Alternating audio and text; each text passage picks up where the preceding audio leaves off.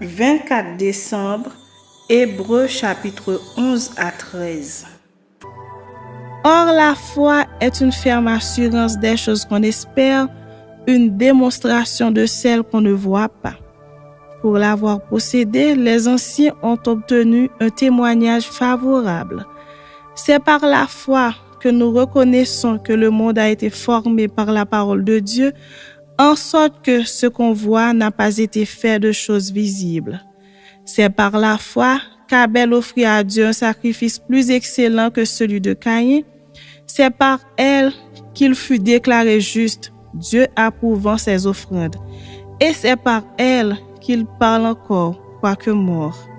C'est par la foi qu'Enoch fut enlevé pour qu'il ne vît point la mort et qu'il ne parut plus parce que Dieu l'avait enlevé.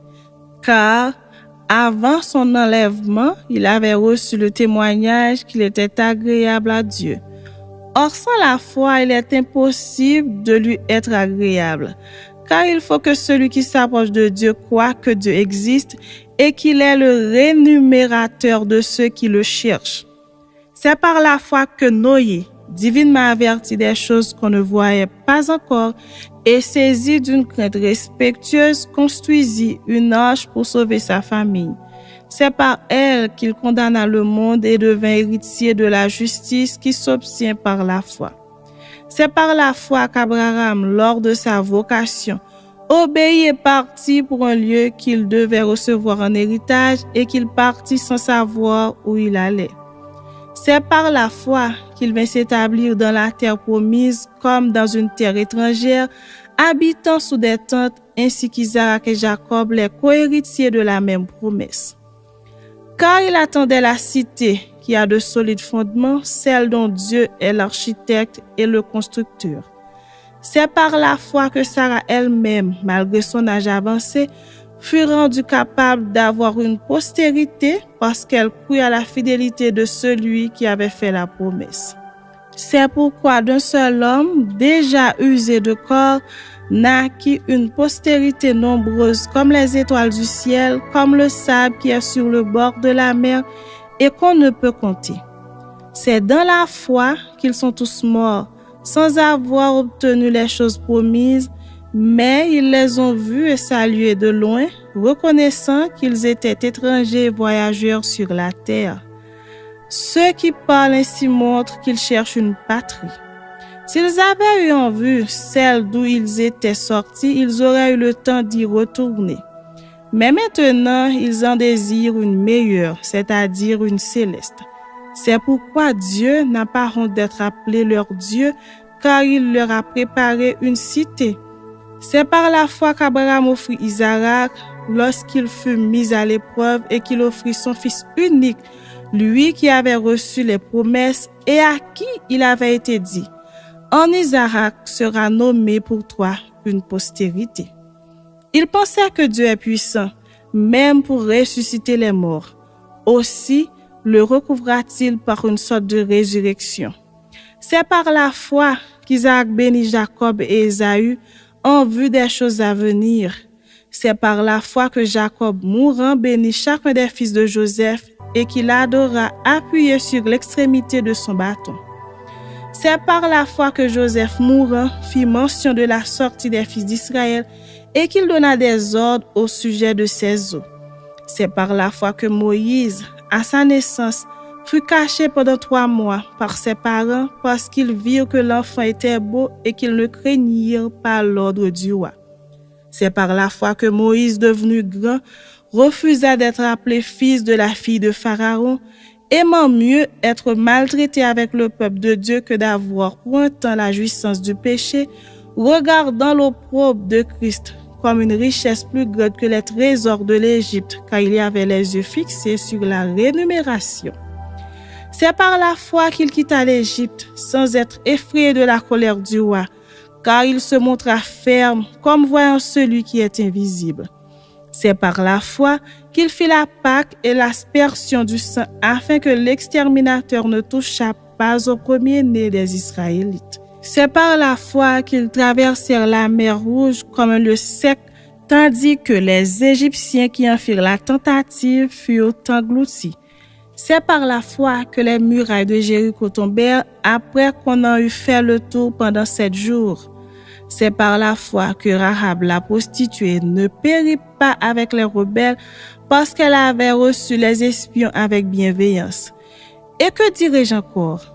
Car le temps me manquerait pour parler de Gédéon, de Barak, de Samson, de Jephthé, de David, de Samuel et des prophètes, qui par la foi vainquirent des royaumes, exercèrent la justice, obtinrent ses promesses et fermèrent la gueule des lions, éteignirent la puissance du feu, échappèrent au tranchant de l'épée, guérirent de leur maladie, furent vaillants à la guerre, mirent en fuite des armées étrangères.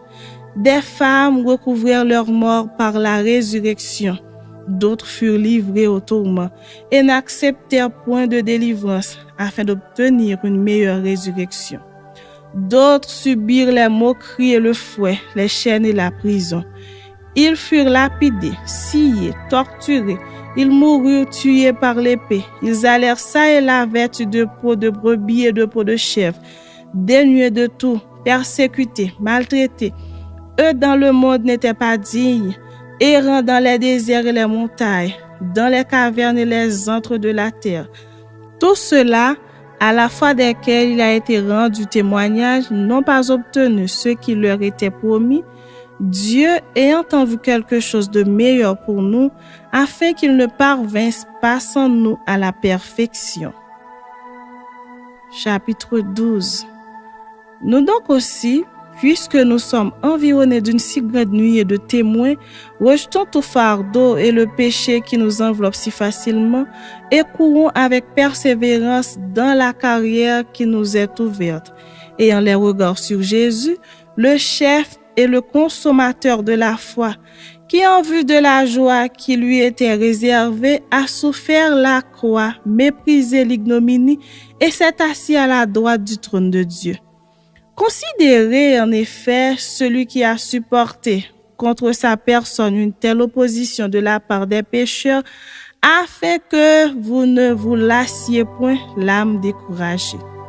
Vous n'avez pas encore résisté jusqu'au sang en luttant contre le péché, et vous avez oublié l'exhortation qui vous est adressée comme à des fils. Mon fils, ne méprise pas le châtiment du Seigneur et ne perds pas courage lorsqu'il te reprend. Car le Seigneur châtie celui qu'il aime et il frappe de la verge tous ceux qu'il reconnaît pour ses fils. Supporter le châtiment, c'est comme des fils que Dieu vous traite, car quel est le fils qu'un père ne châtie pas? Mais si vous êtes exempts du châtiment auquel tous ont part, vous êtes donc des enfants illégitimes et non des fils. D'ailleurs, puisque nos pères selon la chair nous ont châtiés et que nous les avons respectés, nous devons nous pas à bien plus forte raison nous soumettre au Père des esprits pour avoir la vie. Nos pères nous châtiaient pour peu de choses, comme ils le trouvaient bon. Mais Dieu nous châtie pour notre bien, afin que nous participions à sa sainteté. Il est vrai que tout châtiment semble d'abord un sujet de tristesse et non de joie, mais il produit plus tard pour ceux qui ont été ainsi exercés un fut paisible de justice. Fortifiez donc vos mains languissantes et vos genoux affaiblis, et suivez avec vos pieds des voies droites, afin que ce qui est boiteux ne dévie pas, mais plutôt se raffermisse. Recherchez la paix avec tous et la sanctification, sans laquelle personne ne verra le Seigneur. Veillez à ce que nul ne se prive de la grâce de Dieu, à ce qu'aucune racine d'amertume, poussant des rejetons, ne produise du trouble et que plusieurs n'en soient infectés. À ce qu'il n'y ait ni impudique, ni profane comme Ésaü, qui pour un mets vendit son doigt d'aînesse. Vous savez que plus tard, voulant obtenir la bénédiction, il fut rejeté, quoiqu'il la sollicita avec larmes, car son repentir ne put avoir aucun effet. Vous ne vous êtes pas approché d'une montagne qu'on pouvait toucher et qui était embrasée par le feu, ni de la nuée, ni des ténèbres, ni de la tempête, ni du retentissement de la trompette, ni du bruit des paroles. tels que ceux qui l'entendirent demandèrent qu'il ne leur en fût adressé aucune de plus. Car ils ne supportaient pas cette déclaration. Si même une bête touche la montagne, elle sera lapidée. Et ce spectacle était si terrible que Moïse dit, « Je suis épouvanté et tout tremblant. Mais vous, vous êtes approchés de la montagne de Sion, de la cité du Dieu vivant, la Jérusalem céleste, des myriades qui forment le cœur des anges, de l'assemblée des premiers-nés inscrits dans les cieux, du juge qui est le Dieu de tous, des esprits des justes parvenus à la perfection, de Jésus qui est le médiateur de la nouvelle alliance et du sang de l'aspersion qui parle mieux que celui d'Abel. Gardez-vous de refuser d'entendre celui qui parle, car si ceux-là n'ont pas échappé, qui refusèrent d'entendre celui qui publiait les oracles sur la terre, combien moins échapperons-nous si nous nous détournons de celui qui parle du haut des cieux, lui dont la voix alors ébranla la terre et qui maintenant a fait cette promesse. Une fois encore, j'ébranlerai non seulement la terre, mais aussi le ciel. Ces mots, une fois encore, indiquent le changement des choses ébranlées comme étant faites pour un temps afin que les choses inébranlables subsistent. C'est pourquoi, recevant un royaume inébranlable, montrons notre reconnaissance en rendant à Dieu un culte qui lui soit agréable, avec piété et avec crainte, car notre Dieu est aussi un feu dévorant. Chapitre 13. Persévérez dans l'amour fraternel. N'oubliez pas l'hospitalité, car en l'exerçant, quelques-uns ont logé des anges sans le savoir. Souvenez-vous des prisonniers comme si vous étiez aussi prisonniers, de ceux qui sont maltraités comme étant aussi vous-même dans un corps. Que le mariage soit honoré de tous et le lit conjugal exempt de souillure, car Dieu jugera les impudiques et les adultères. Ne vous livrez pas à l'amour de l'argent. Contentez-vous de ce que vous avez, car Dieu lui-même a dit, « Je ne te délaisserai point et je ne t'abandonnerai point. » C'est donc avec assurance que nous pouvons dire, « Le Seigneur est mon aide, je ne craindrai rien. Que peut me faire un homme? » Souvenez-vous de votre conducteur qui vous ont annoncé la parole de Dieu. Considérez quelle a été la fin de leur vie et imitez leur foi. Jésus-Christ est le même hier, aujourd'hui et éternellement.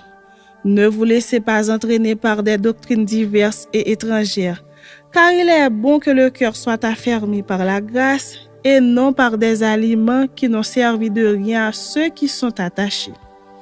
Nous avons un autel dont ceux qui font le service au tabernacle n'ont pas le pouvoir de manger. Le corps des animaux dont le sang est porté dans le sanctuaire par le souverain sacrificateur pour le péché sont brûlés hors du camp.